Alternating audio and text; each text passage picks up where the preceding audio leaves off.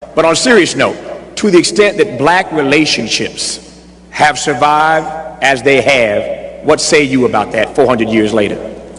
It is amazing that black relationships have lasted for 400 years. They lasted this morning. They're also going to last tonight, and you may not even know the person to whom you're going to have the relationship with. But they do tend to go over. Relationships do go over like that. And as we move into what has happened to this, I know that our relationships sometimes really reach a low ebb. That's one of the reasons why we wrote the book, How to Find and Keep a BMW, a Black Man Working. That was spelled out in there. It's just very serious. Because our relationships didn't start yesterday or last week. It also started 400 years ago when those 19 persons were here.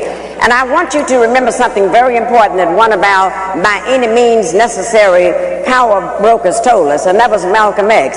He said, if we can only remember that you didn't land at Plymouth Rock. Plymouth Rock landed on you. And it's very essential that we kind of keep this in place. And knowing that these are the things that happen, then we have to move more to change it. See, we have a system that would not like to see black males and black females together. They would not like to see that happening at all. Because once we come together, they understand the power of the strength of the black woman, the queen of the universe. They know that, her strength. They also know the power of the black male, the warrior. If you would turn him loose, he will protect also his family and things that need to be done.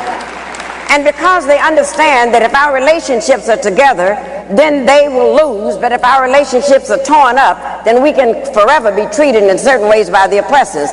That's why they gave us something called integration, which is nothing but the illusion of inclusion. They gave us this.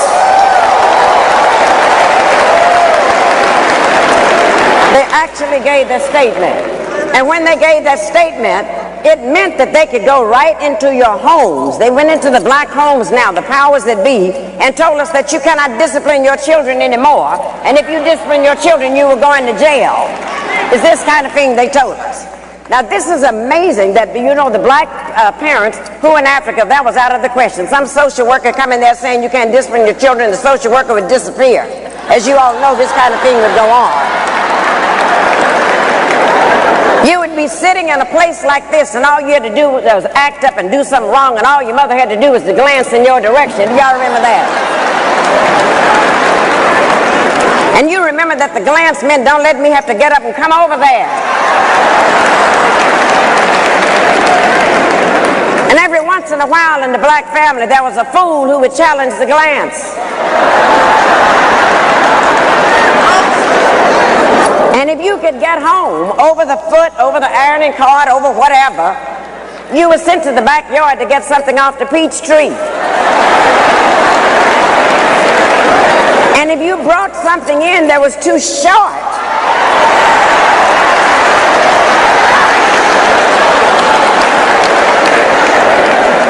God forbid that you would do something like that.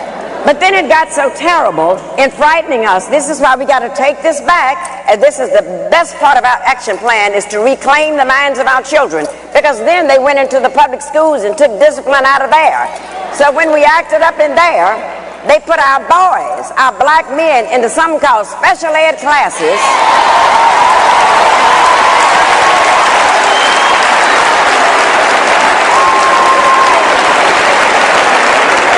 And as you know, those special ed classes are nothing but holding cells until they can go to the state prison.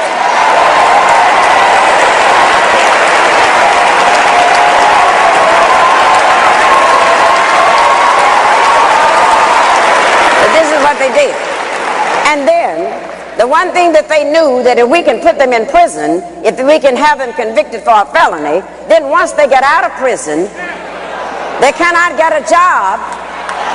Because of that, they cannot get the job. And then if they happen to eke out and find a job, then they have to pay taxes on a job, yet they cannot vote, and I call that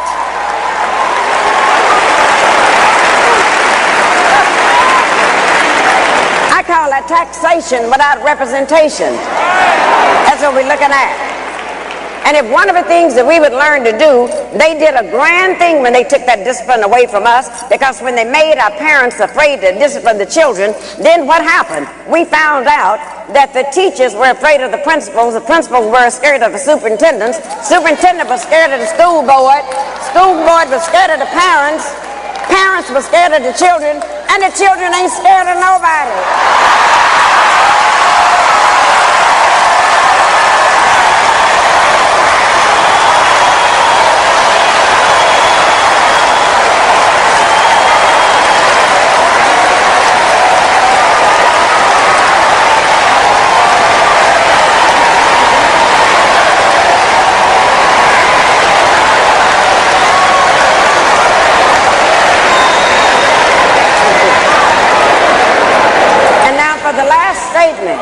The last statement, the reason why we're so pleased to have the covenant, it makes all of this type foolishness stop. It's going on under Angela Glover in San Francisco. It's all over the country, and they're all saying we finally have a movement where we can take back over the minds of our children.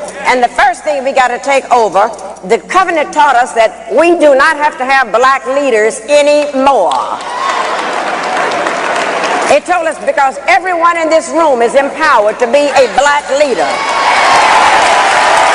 Everyone in this room.